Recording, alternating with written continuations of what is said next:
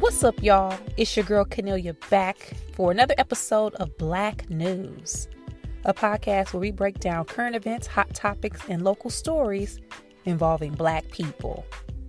Now let's get into it.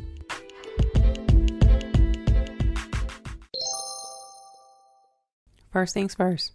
Thanks again for liking and subscribing to both the Flex Zone podcast on all apps and YouTube, and also Black News, which is on all apps where podcasts can be heard. The support has been fantastic. Y'all know I love y'all. You know I love y'all. I love y'all. Love it, love it, love it. Thank you again for all of the support. I appreciate it. Also, check my website. I have shows coming up. I also am doing a full weekend out here in the LA County surrounding areas at the end of September. So if y'all out here, catch me at some shows. Check my website, Cornelia.com, for ticket information. But with all of that said, guys, let's get into it.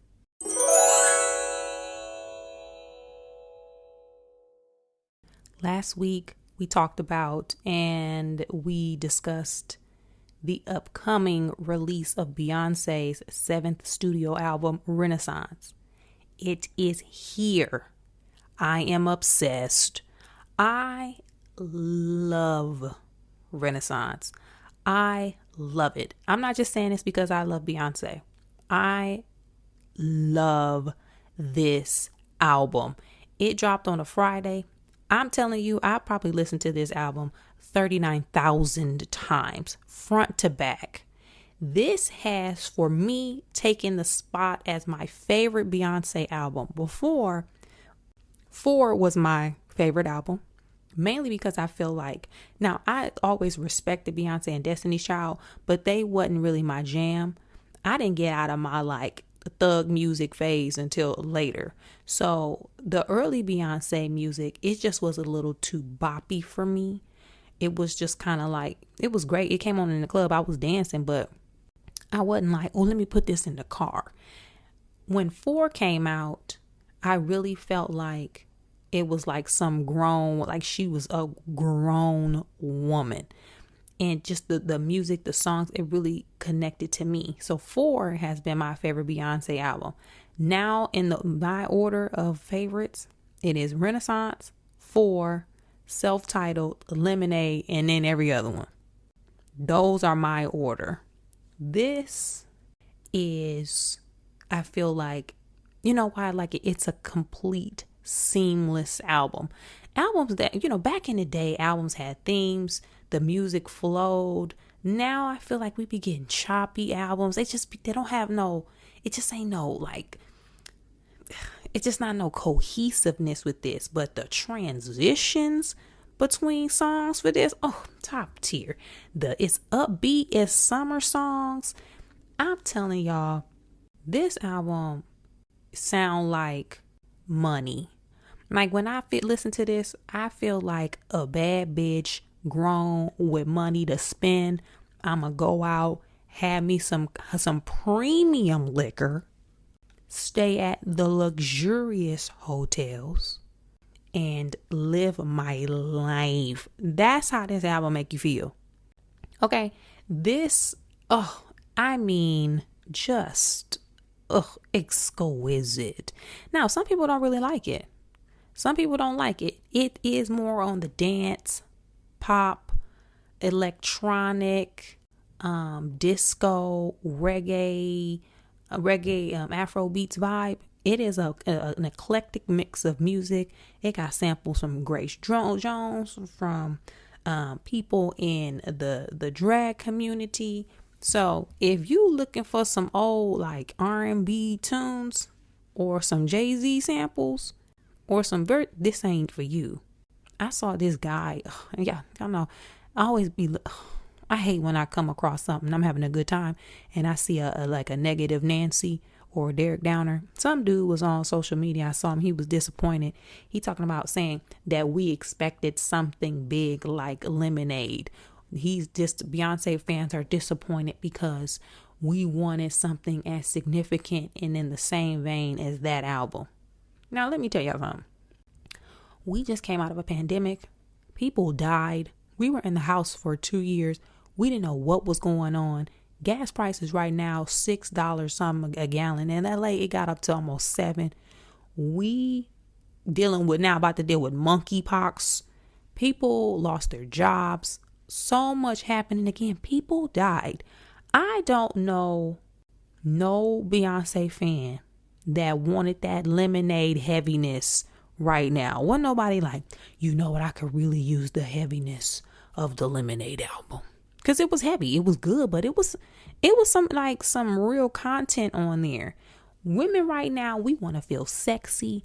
We want to dance. We want to spend money. We want to be happy.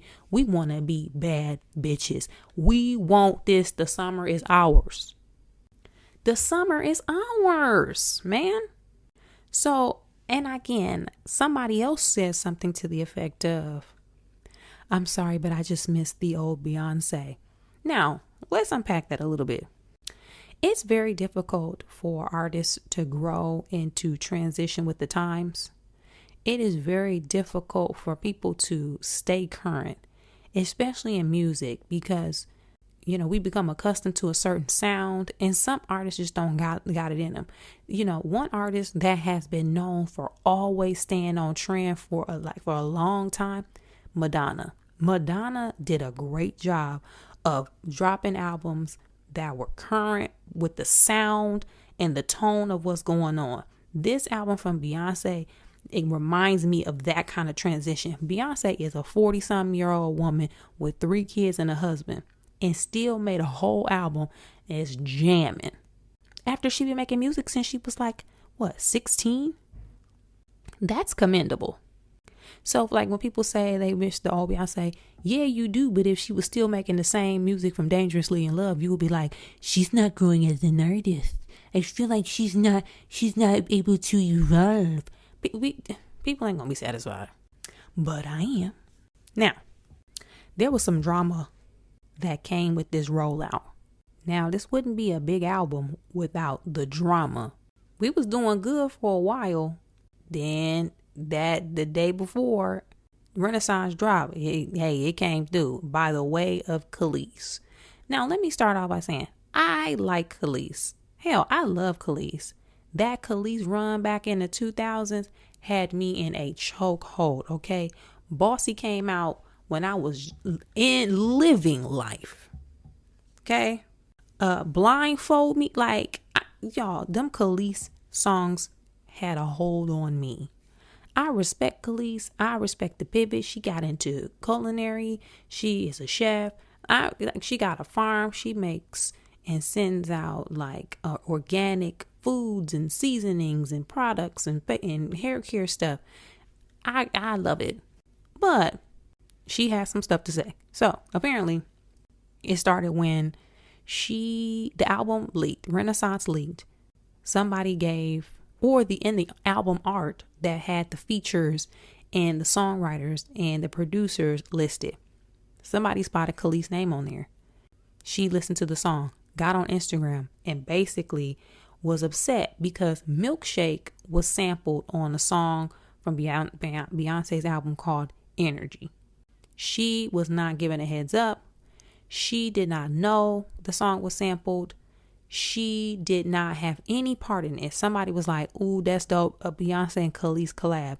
She was like, no, that's not collaboration. That's theft. Okay. Now, apparently, Kelis does not own her masters. She had a bad record deal of some sense or publishing deal. Pharrell and Chad, or even at least Pharrell, own all of her stuff. So, in the case of this, if one of the producers that creates a beat and creates a song for Beyonce and it gets sampled, they samples whatever it was from Kelis, they don't have to call Kelis or clear it with her people because she don't own it. They had to clear it through Pharrell.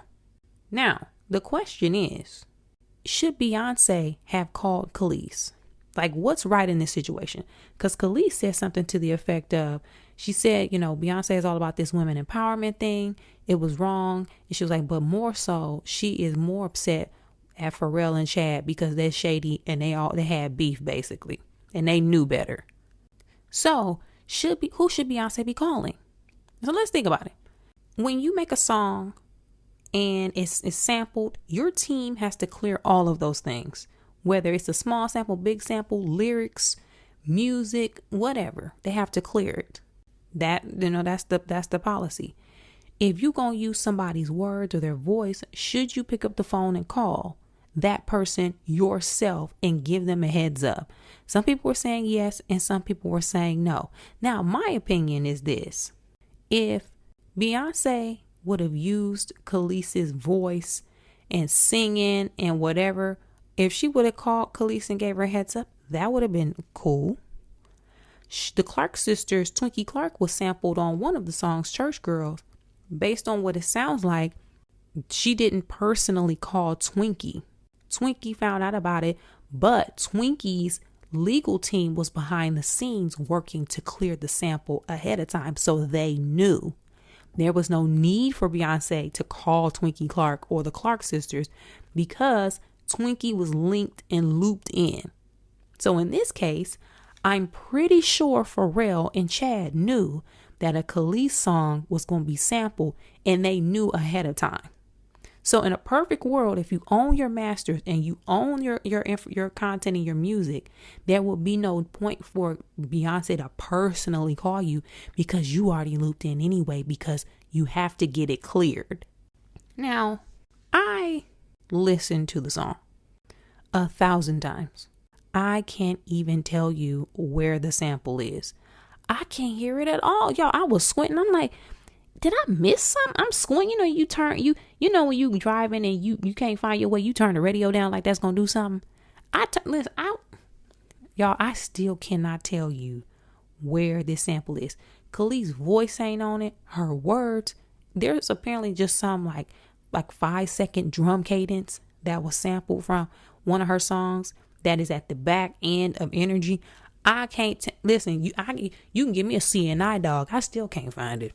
So in this case, should Beyonce have said, "Hey, Kelis, it's Beyonce. I know we don't really talk that much, but one of my producers who produced a song called Energy sampled a 5-second drum cadence from Milkshake. Your voice ain't on it. You not singing. We're not using no lyrics. Nobody really even know it's Milkshake, but it's some drums." Should she have done that? To me, that sounds like a waste of time. You can't even tell it's the song. And I feel like Kelis got to know that. Like, girl, you heard the song. We didn't even know it was there. So in this case, who's right or who's wrong? I can see Kelis being hurt because after all of these years, her songs getting played all over the place. Milkshake is a staple. You talking about R&B. Milkshake is one of them songs. And she don't see a dime from it. Or if she see a dime, she see just a dime. So she mentioned in her video that it's time for her to really start fighting to get her masters or to get some ownership back, which she should actually do.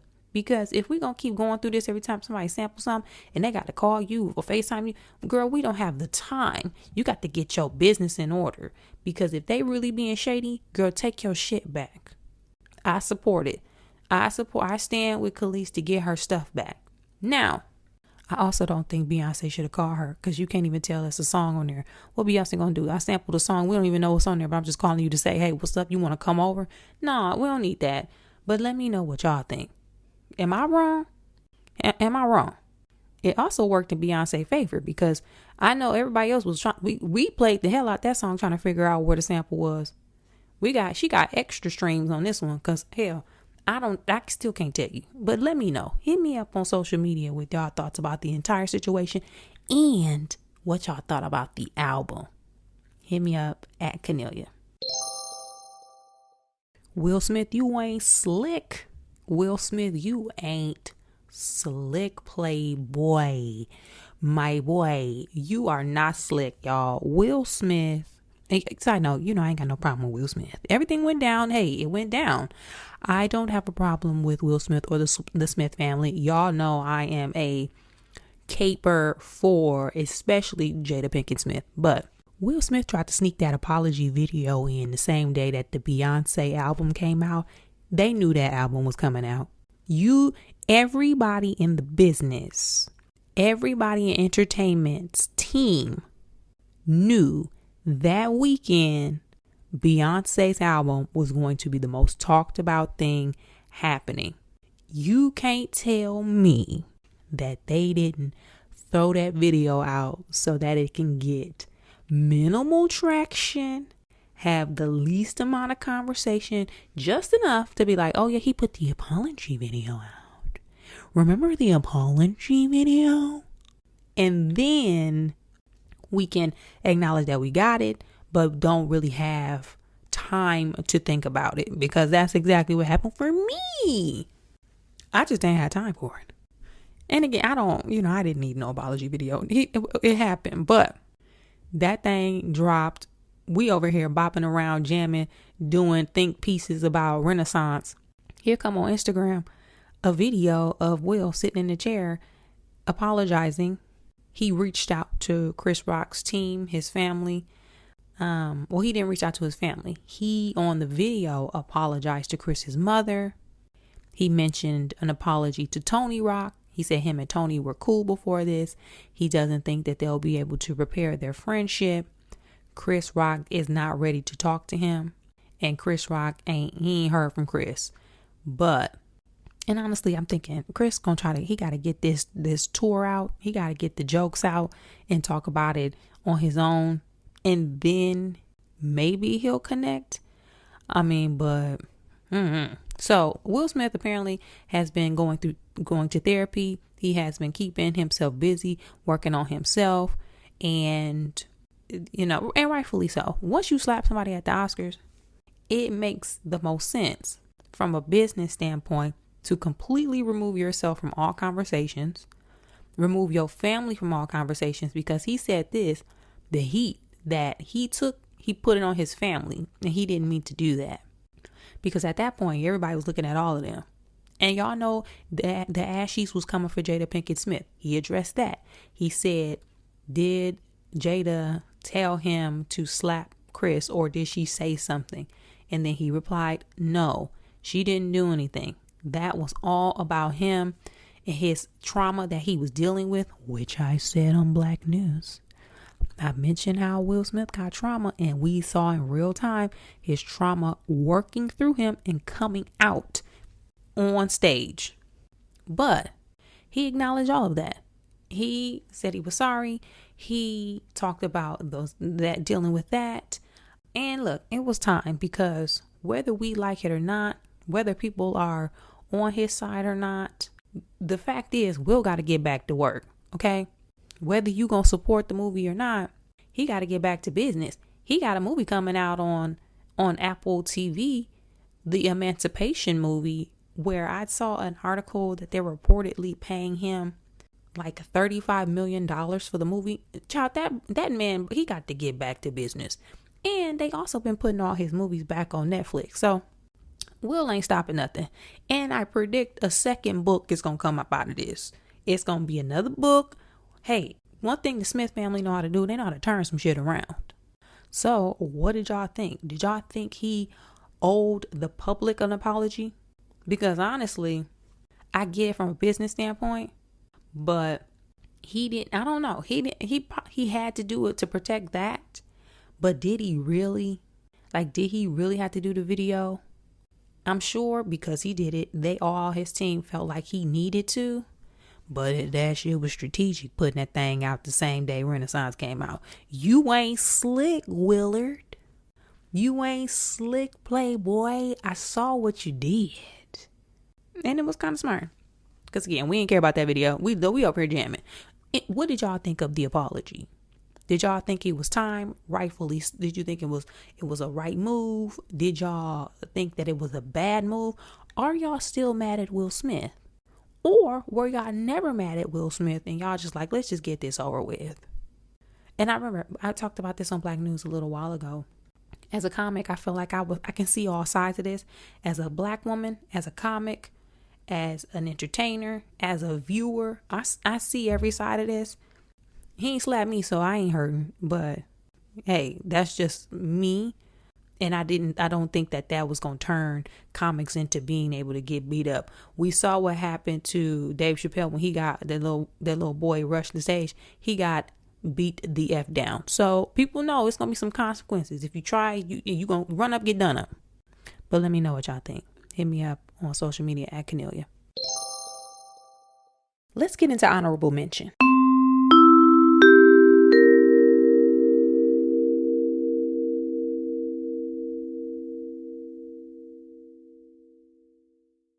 Now, I won't necessarily even call these honorable. This segment should be called That Brother Needs Some Help. Okay. Hey, them brothers need some help. Starting with, apparently Neo got put on blast again for cheating on his wife. Child, I pray for them. Lord. Okay, Lord. Ain't nothing worse than seeing a couple go through hell and high water, get back together, then break up again because of the hell and the high water.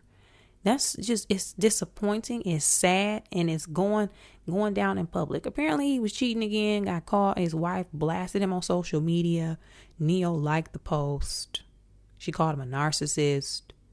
Then he asked for privacy, but then posted something else that basically was like, he don't want to. It's just a lot. So, they need some help. And then, right after that, apparently Mystical going back to jail. He accused of rape again. That brother, they think this is the third or the fourth time he was accused of this. Remember, he was in jail, y'all, for a little while, signed a record deal, used the money, the upfront money to bail him out. Now he about to be back in the slammer. And if this is true as far as him sexually assaulting, raping someone, then he need to get in there. He need to go ahead and get in there. They need to keep him in there too. And ain't gonna be no, then if you keep getting accused of something, it's time to do dig a little deeper. Get that brother some help. But on the inside. But yeah, it's quick. I ain't gonna spend too much time on it. One, because I haven't researched. But two, if you out here doing crazy stuff, then hey, I ain't gonna even do it to y'all. Let me know what y'all think about both, or if y'all even heard about it, or if y'all had a little more information or time to research than I did. Let me know your thoughts. To recap, Renaissance is my favorite Beyonce album. It came out this past weekend. It has been in nonstop rotation. I have listened to this album 657,000 times. It's only been a few days. We also addressed the drama that started a little bit before the album drop involving Khalees and a milkshake sample that was on Beyonce's song Energy. Did y'all hear the sample? I didn't, but let me know what y'all thought. Speaking of, let me know what y'all thought. Will Smith, what did you get from that? He dropped the apology video the same day that Renaissance came out, coincidentally. But he finally apologized to Chris Rock, to Chris Rock's mother, his brother, his fans, his family, everybody that may have been affected. If you were affected, did you accept the apology? And what were your overall ideas or thoughts around it? And then Mystical and Neo, quick point adding about that. Both of them brothers dealing with some issues. Pray for them. And with that, let me know what you guys think overall. And I'll see you back here next week.